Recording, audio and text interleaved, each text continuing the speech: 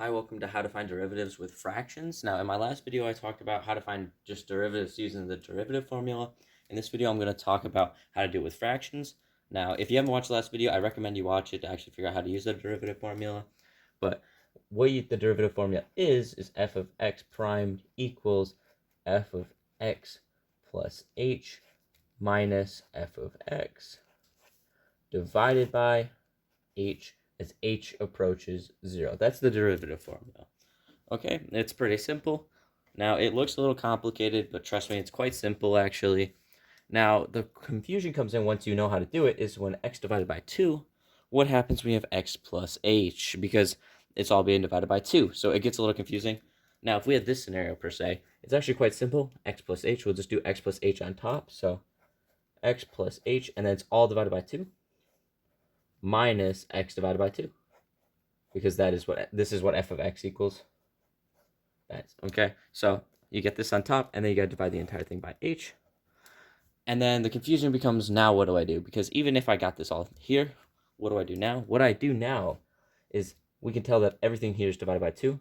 So we have x divided by 2. Well, technically, this can just be x divided by 2 plus h divided by 2 minus x divided by 2, because it's just x divided by 2 plus h divided by 2. If you add them together, it's the exact same thing, divided by h, okay? Now you'll notice, once I've done this and put h by itself, x divided by 2 gets canceled out by negative x divided by 2. So we get h divided by 2 divided by h. Now, what we're going to do now is cancel out the h's. Here, this is going to become a 1. This can become a 1. What's this leave us with? 1/2. And that is the derivative for x divided by 2. Now you might be saying, Drake, that's great now that we can solve for when x is on top, but what happens when x is on bottom? Well, when x is on bottom, let me just get to another page. When x is on bottom, like let's say we have f divided by x. Well, now we have a problem because the first part of it is f of x plus h. So what do? Well, it's quite simple, x plus h. So we group x like this, and then that makes it more obvious that we're just going to do 5 divided by x plus h. Okay, it's quite simple. And so obviously if we do out the derivative formula, we're going to do 5 divided by x plus h minus 5 divided by x, all divided by h. And then now we get another problem.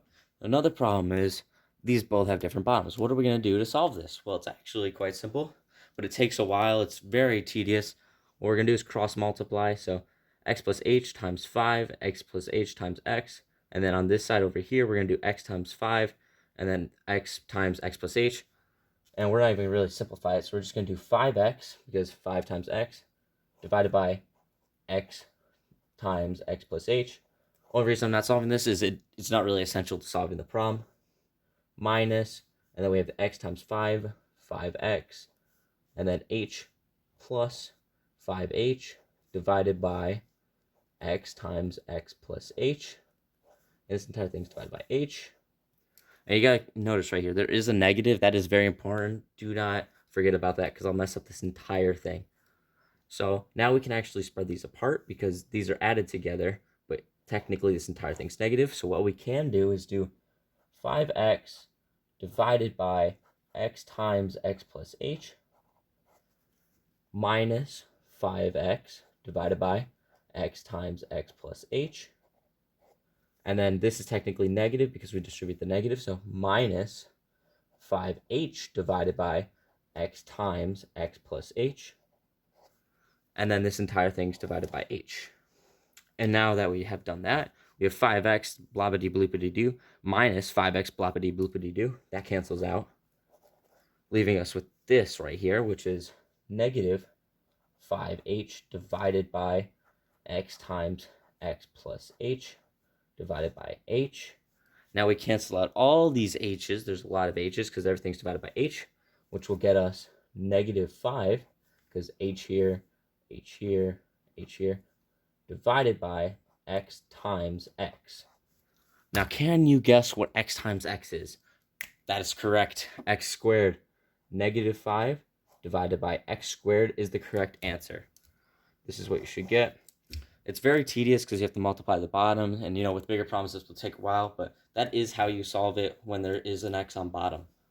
I hope this video helped you guys be able to solve derivatives of fractions, whether the x is on top or on bottom or on both. If you guys are stuck on any math-related stuff and you guys think that I might be able to help you guys explain it, please let me know in the comment section down below. Thank you guys for watching.